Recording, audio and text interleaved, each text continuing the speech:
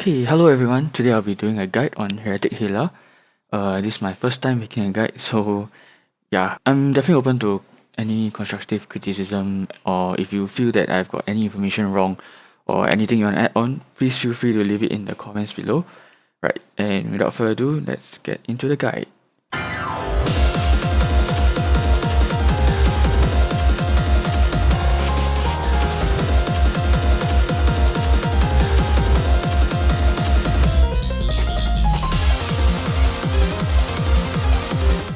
Alright, first of all, this boss is a bit different from the other bosses in the sense that before you actually fight Hilla herself, you need to clear this labyrinth before it. So when your party 6 members enter, right, you'll be split into 2 teams of 3.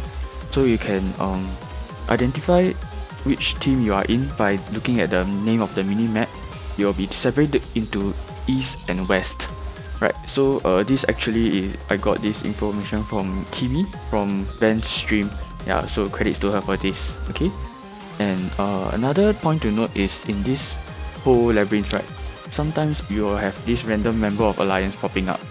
So a good way to check, right, is if there's no name underneath the NPC, right, or if it doesn't explicitly say that it's an injured member of the alliance, then that one is a scam.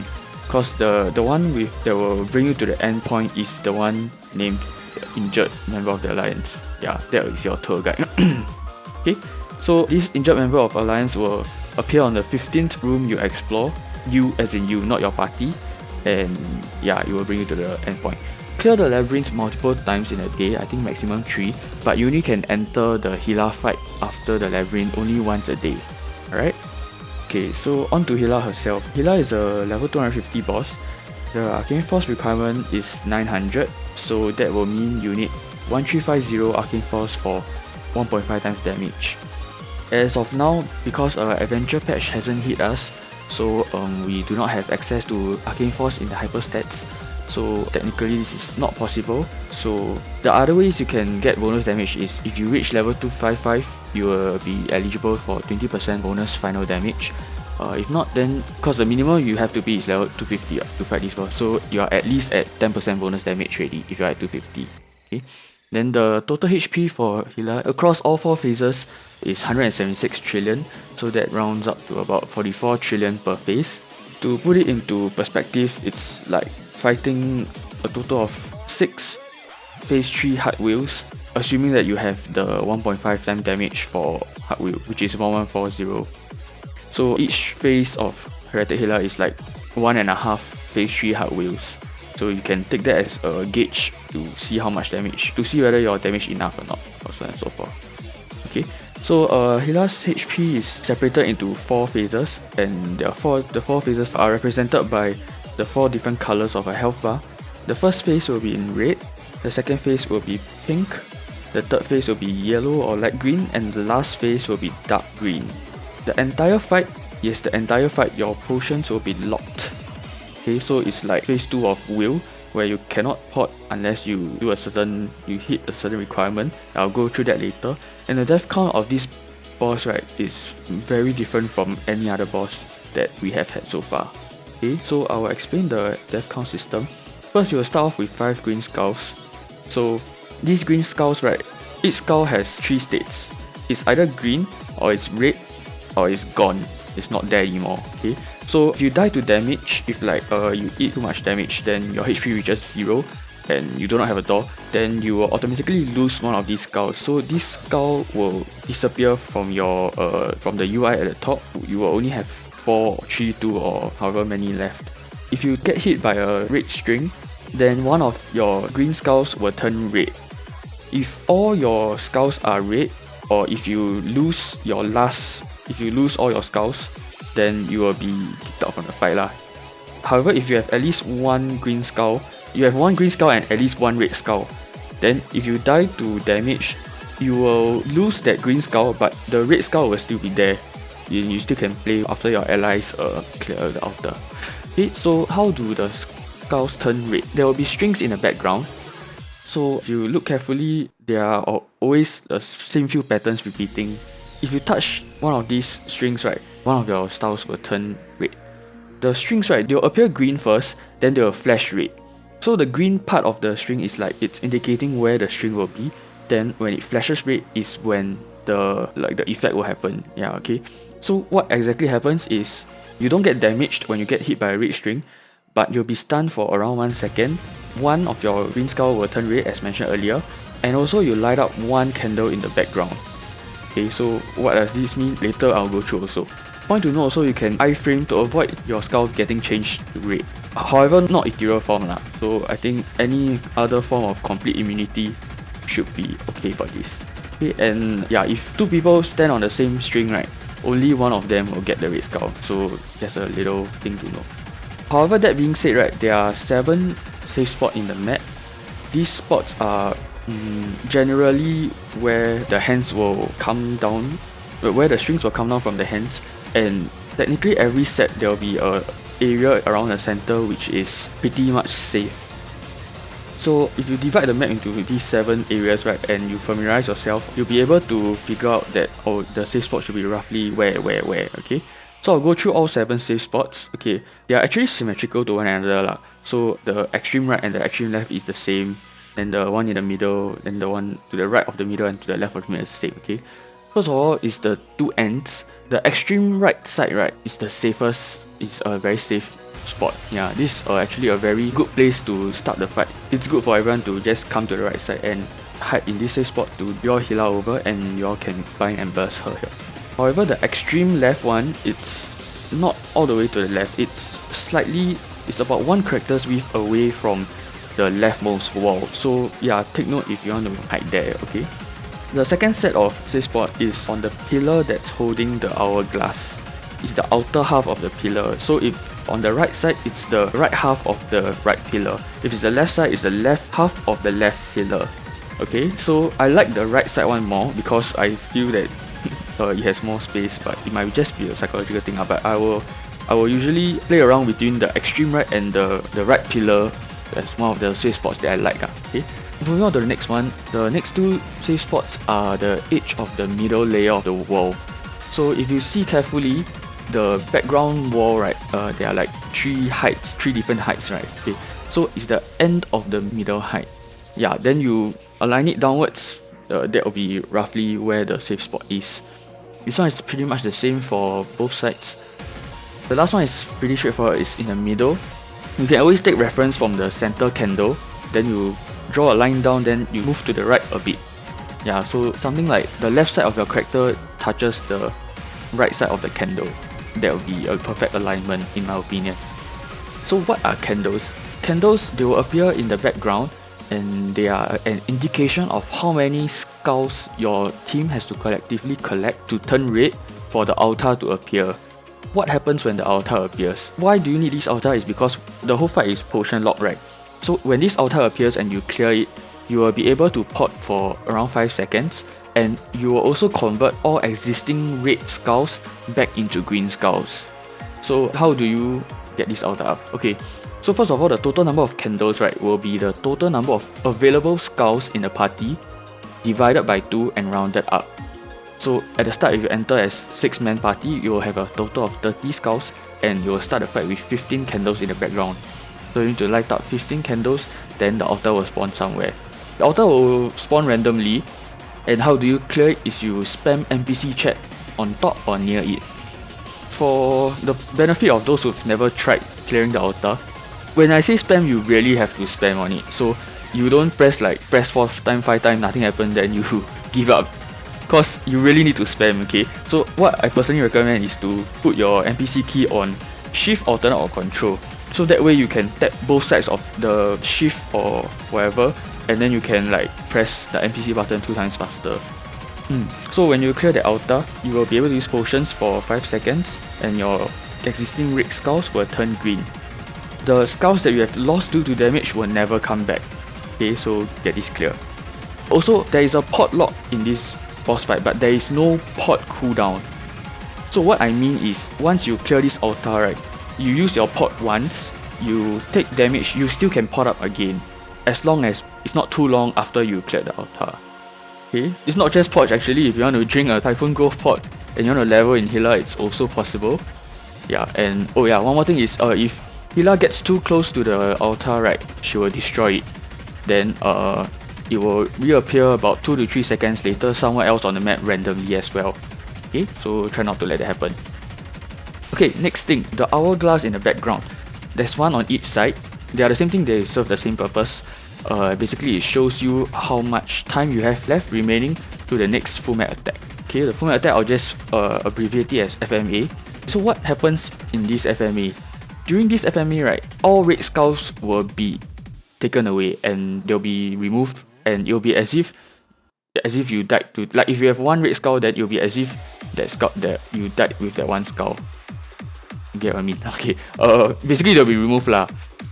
So the first one happens at 2713 boss timer. Then after that it's every 150 seconds. After that every 125 seconds. Then after that another 100 seconds. So what determines the change of timer is when her health reaches phase 2 30%, then the timer will change to 125 seconds. When her health reaches phase 3 20%, then the timer will change to the final 100 seconds. Okay? The timing is always determined by the HP of Hilla during the previous FMA. Let's say it's at phase 2 50%, then the next FMA, right, will definitely be 150 seconds after that timing, whether or not you push it below phase 2 30%. Okay, so it's only after you push it below phase 2 30% and the next FMA happens, then the following FMA will be 125 seconds after that timing. Alright?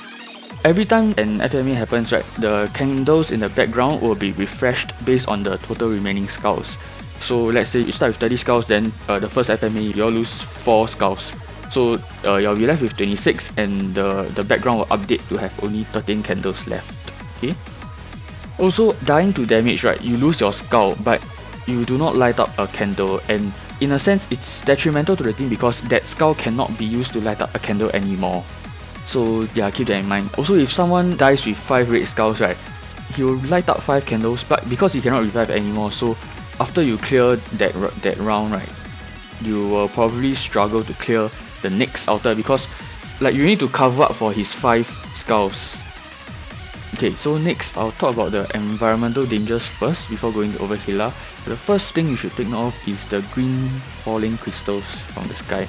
Okay, because what happens when you take a string, after you get stunned, there will be this animation where your character gets pulled up to the hand, then the hand will smash your soul. Then these 3 crystals, I suppose they are your soul fragments. They will fly from the sky, so if you jump and collect them all, right, you'll get your 3 skulls back. No, I'm kidding, don't. Okay, these 3 fragments will deal 30% HP each, so if you eat all 3, it's 90% HP. Okay, they fall quite slowly and you can roughly like use gravity to find out where they're going and try and dodge them accordingly. The next thing is there will be random spots of poison clouds in the map. Okay, these poison clouds, they deal 10% HP if you stay in there for too long, and you will tick repeatedly. Okay, they can spawn anywhere, they can spawn in the sky, on the floor. And one major issue with this, right, is that it blocks vision. Okay, so because it's opaque, right, so you cannot see what's happening behind the clouds. So this makes it more lethal than you imagine it to be. Okay. Also, sometimes I find that if you move fast enough, right, and then you get out, you may be able to avoid this damage, but must do it fast enough lah. And the general idea is not to stay inside for too long, because 10% HP, right, although it sounds very little, but over a period of time you'll stack up really quickly and you'll find that you're running low on HP. Okay, next is Hilla's minions. She will summon this monster called Greed of Echo according to Wiki. Yeah, and it will hit you for 20% HP damage. So it's very paper, but the thing is, once it dies, its corpse, it will deal constant damage to you if you stand too near it. Constant damage of 10% max HP. Yeah, so it will also revive a couple of times before it completely disappears. So like you kill it, the corpse will be on the floor, then like after a while, then the corpse will revive back into the main body again, and you kill it again. So like one bad thing about this is that it will block all single target. Yeah, it will absorb single target spells or whatever. So like if you're using Adel Nova, yeah, you might accidentally bind one of these minions on the floor, or dead on the floor or whatever. Yeah, or if your bossing skill is strictly single target, then you might need to work your way around it. Okay, on to Hilla herself. Point to note, she may or may not teleport to a random party member on the map before casting any of her attacks. And okay, her first attack is what I feel the most annoying. It's a bind and then followed by a knockback after that. Okay, so this skill of hers, right, is quite complex. Okay, so I'll try my best to explain it. I will divide it into two sections. The first part is the bind itself, and the second part is the knockback. Okay, so before any of these, right, there will be a short charge up animation, like she will gather the blue spirits. Yeah, so during this animation, if you see this animation, right, you should faster get out from her front. Yeah, then after a while she will use the blue spirits, then the entire blue thing will come out. So if you are in this hitbox, right, you will straight away take 10% damage and you'll be stunned. So if you are stunned, you will be stunned until the end of the duration of the blue spirits. Okay. The next part is if you are still in this blue hitbox at the end of the animation, you will take another 10% damage first, and then you'll be sent flying. You'll be flying Hilla Airways business class. Okay, there are certain skills that can so-called counteract the knockback. Like let's say my striker, I can use the dive or the crashing wave. I know dual blades, flying assaulter, Mercedes, they have gust dive I think, and mage, they have the teleport. They can down tele to ground yourself immediately. Yeah. Also, if like you're already casting your dash animation, right, then the initial bind hits you, your character will be stunned, but you will still follow through the animation and get past Hilla or wherever you are going. If because of that, right, you end up in a place where it's safe from the blue hitbox, then you will not be sent flying, but you will still be stunned in place until the blue animation is over. Okay. Conversely, right, if she casts the blue thing, right, then it doesn't hit you, but then you go and teleport into the blue thing, or you walk into the blue thing, then the blue spirits end, right, then you will also kena the 10% damage, then you will also get knocked back. You will also be sent flying. Okay, this skill is a bit buggy, cause it's either I don't get the full mechanics of it, or maybe Kana can just freely roam, cause on my Kana I don't get binded by the blue spirit thing. Yeah, so my idea of playing Kana is just to run out of the blue area as fast as possible so that you don't get sent flying lor. Okay, she has two types of sky swing attacks. The first type is a from up to down, a downwards kind of chop. Yeah, this chop deals 20% of your max HP, and it has it's either a super big weird hitbox, or the attack just registers very early and you're unable to dodge it. Okay, cause it hits like front and back of Hilla herself, so yeah, you really have to be quite a distance away from her in order to avoid it. Okay. The second type of sky swing, it's a smaller hitbox. It hits more towards the front and it's only 10% HP. However, in phase 2, right, both of these sky swings will be upgraded to a different type of attack. Okay. Phase 2 onwards, the upgraded version, it slashes one full circle, so it's like 360 degrees. The sky swing damage is 10% HP, but in addition to that damage, right, she will send one skull flying in each direction. It means one to the left, one to the right. So these skulls, right, you have to either jump over them or you can duck. You press down and let them fly past your head. Yeah, if you touch the skull, right, it's another 30% damage. It's possible to get hit by both of these skills at once. Means if you stand too close to her, she uses this upgraded sky swing. You'll kena the slash 10% and you'll kena the skull instantly 30%. So that's 40% HP loss already. Not recommended to stay too close to her. Okay. Yeah, also there's a creepy sound that plays. I don't know how to describe it. Sounds like eerie vultures or crows. If you can use audio cues, then yeah, you can use it to get away or.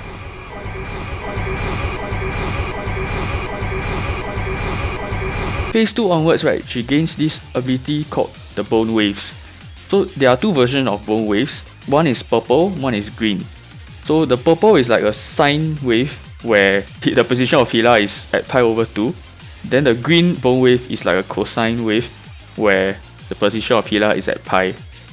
Okay, so if you don't understand what that means, basically, for purple, the nearest waves to her are the tallest, then as they go further, they get lower and lower until they hit the ground. Then the green one is the opposite, where the waves nearest to her are the shortest, then as they go further they reach out to the top of the map. Yeah. What exactly is the radius of this? It's freaking half the map. So meaning to say, right, if she casts from the center of the map, right, she'll probably hit the entire map. Yeah, I mean, so yeah, this skill is I think like one of the most painful skill. It is the most painful skill she have, because it's 50% HP if you fail to dodge it. Okay. The good thing is for each bone wave there is a safe spot. For the purple, the safe spot is behind her. For the green one, the safe spot is in front of her. Okay, so when she glows green or purple, right, you should react to it and go in front or behind of her respectively. Okay, so the safe spot is roughly, I feel, around 3 characters with either in front or behind of her, and I'll usually just stand about 1 character away from her to be safe, because if you stand too close to her or you stand on top of her, right, you'll still get hit. Yeah. An alternative way to dodge these bone waves, right, is if like your class has hang time, or you can time your jump such that you can be in the air where the shorter bone waves are, then you can dodge it that way also. Meaning to say, for purple waves, you can try and hang in the air at the edge, at the both extreme ends, or you can try to hang in the air on top of Hilla when she uses the green bone wave. Okay, like I said earlier, this is the most painful skill she has. If you kena twice in a row, means you're dead already. So it's very important for you to communicate with your allies if you see a purple or green, so that they can either get out of the way or get to the safe spot. Okay, next is phase 3 and phase 4. She will start to summon Necro Lotus and Necro Damien. These are also quite paper, but Damien is slightly thicker than Lotus, and they generally like disappear quite quickly lah. If you have the damage to fight Heretic Hilla, you probably can get rid of them quickly. So one thing to note is that they have the super knockback skills that the like Damien and Lotus, the real bosses, have. So it's important to kill them as soon as possible so that they don't screw you up. Yeah. Okay. So okay, I think that's all of the attacks, and next I'll go through the loot. Yeah, so what do you get from killing Heretic Hilla? Okay, of course there's a chance to get the most coveted hard boss set pendant. Then after that, you'll get 3 energy of darks. What is energy of dark essentially is it combines with 50 flames of wishes to craft 1 entry ticket for a Black Mage fight. Other than that, you also get 0 to 3 Hilla soul shards, and if you're lucky, you can get augmented Hilla, and then you can have Mountain Dew on your head wherever you want to go. So that is all for the information I'm gonna provide, and from here onwards, I will roughly tell you all what I feel is a good strategy. Of course, it's definitely not the best, but it's just what I feel is a good way to fight Hilla. Okay. So first and foremost, most importantly, is memorize all the safe spots. It should be like programmed inside you, right, so well such that no matter where you spawn on the map, right, you can get to the nearest safe spot in like under a second, that kind of thing. Yeah. Also, why do you need to know these safe spots? Because like when you burst and when you want to stay clear of strings, right, you need to hide in this safe spot. If you like your class, let's say for DB, I know they have a Blade Storm. We are in Blade Storm, right, and then you get hit by a red string, then your Blade Storm will be cancelled.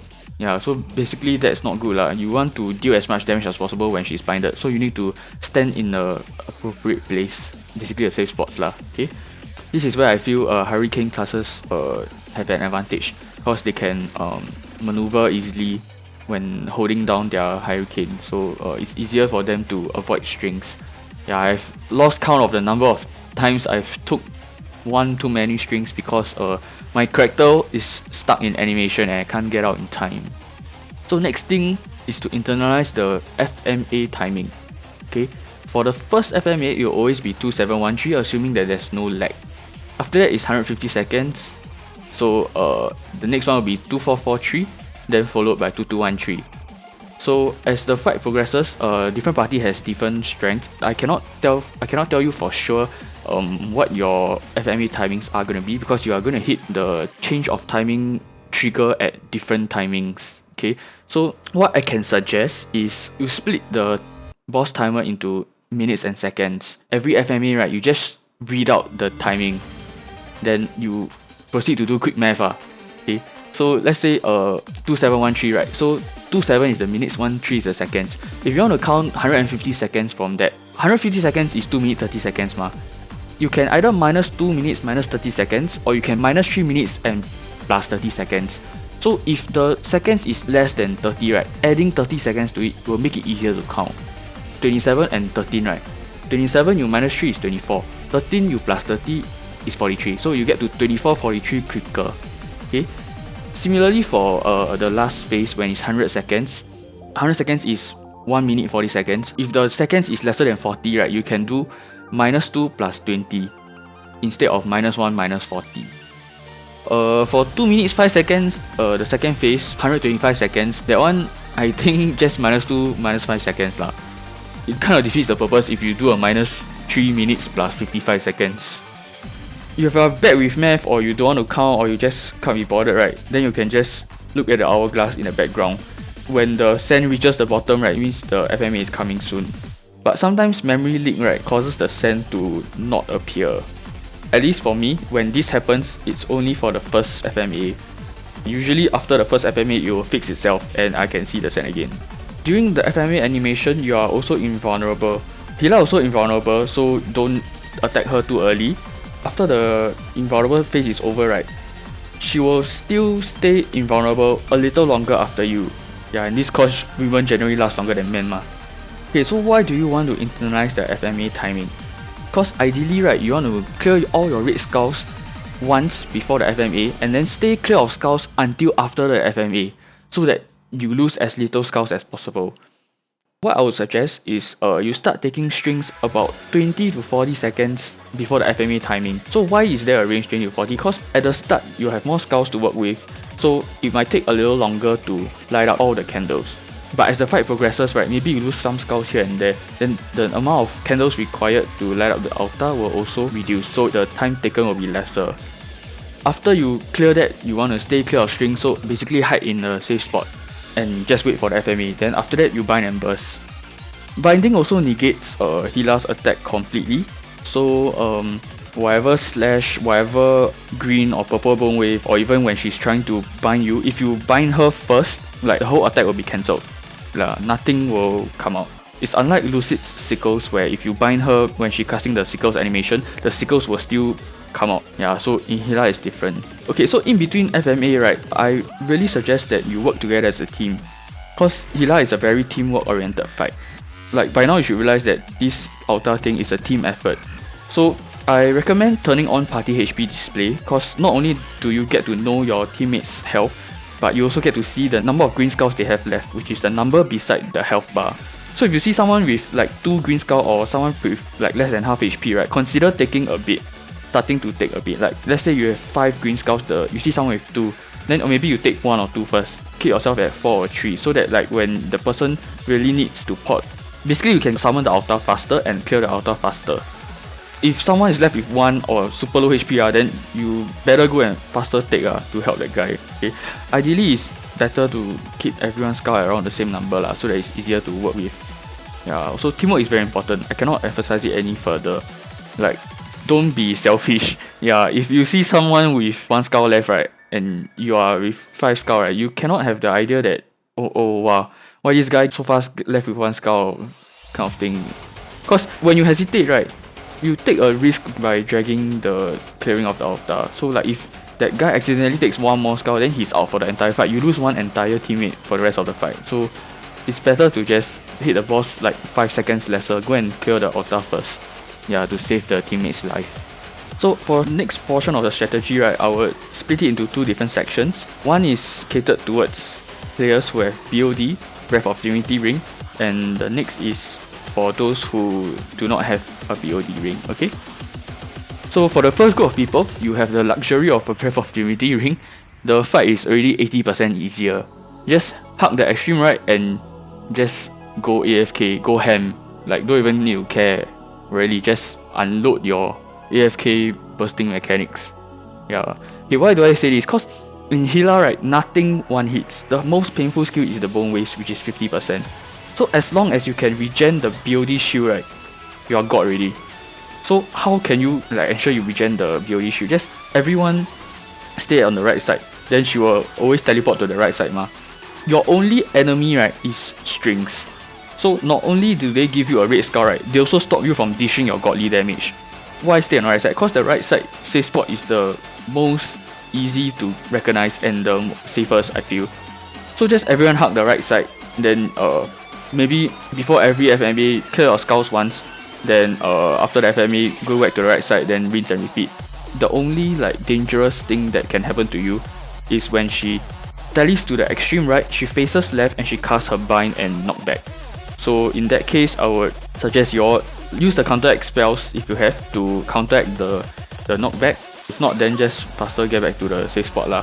So that's pretty it. Just hug the right side and should be able to just brainlessly kill it. So the next group of people is those without BOD. So first thing I would like to say is don't be discouraged just because you don't have a BOD. Yes, the fight is tougher, but I feel it's definitely more satisfying if you survive. Okay, unless your whole party, right, your 6-man party, right, survive all the way to the end, right, and don't manage to down. Like if that doesn't happen, right, then I don't think y'all can say that like y'all lack the damage, because it really is a test of mechanics to stay alive in this boss fight. So knowing the safe spots, right, for non-BOD users, right, is really very important. It's important for everyone lah, but it's all the more important for non-BOD users. Like I said, at any given spot of the map, right, you need to be able to get to the nearest safe spot within 1 second, so that you can safely dish out damage without getting stunned. So if you have iframe, if your job has an iframe, it's good lah. It's pretty important. In fact, I feel like you can avoid like the crucial strings or clutch moments. Yeah, or like when you find yourself like trapped, then you can faster iframe and get to safety or something. Ethereal form is weird cause you cannot avoid strings with it. If you ethereal form and get hit by a string, your skull will still turn red.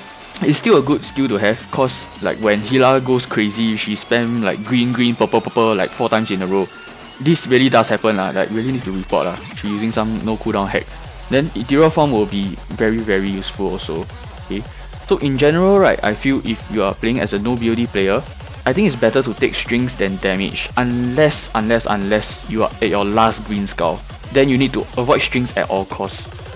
Like even if you need to die to damage, right, just die to damage. You must avoid string at all costs when you are on your last green skull.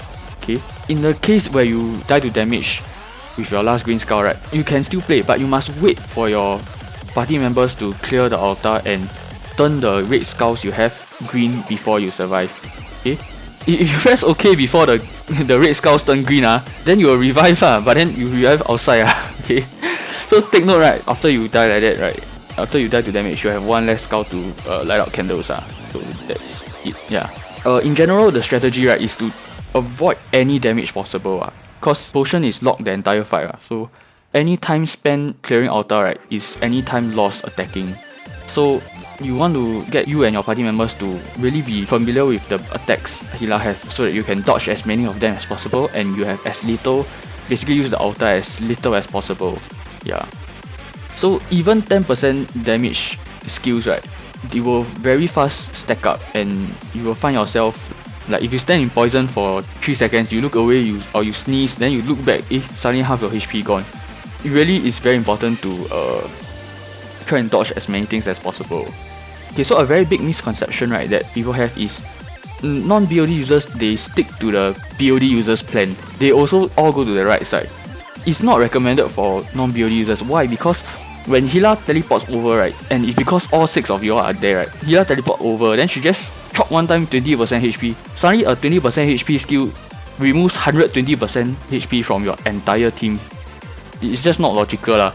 So it's okay to gather on the right side for the bind and burst after every FME or at the start of the fight, but as soon as she unbinds, right, or as soon as like got danger spawn like poison or the minion is spawned, right, then you all need to spread out and like don't clusterfuck there basically. Just always remember that if you die, right, you deal 0 DPS. Okay, prioritize your survival. I think it's also a good idea to hit her from the back, because her blue color bind skill, right, only hits the front. So if you can backstab her and then if you see she turns around and she casts the blue animation, right, faster dash or jump towards her to get to her back again. Basically play like Ricky at that. Just play as if you whack her from the back or bonus damage at that.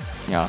But at the same time, do not stand too close to her, because like I said, some of her skills can hit you from behind. even if she's facing the front. Yeah. Okay. Also right, before the FMA, if you all are staying clear, don't all go hug the right side also. She will teleport over and she will one time good one slap everyone. It's really not worth it, okay? So just familiarize the safe spots and then spread out. Spread out as spread out as possible, okay? There are 7 safe spots in the map. You got 6 members, even if you got 0, also got enough, 1 for alpha, 1 for beta. Okay, so if you are not confident, right, just keep running away from Hilla. Just try to disengage her and hide in the safe spots while waiting for the FME. Okay, so at this point of time, right, when you are waiting for the FME to happen, it is definitely better to take damage than strings.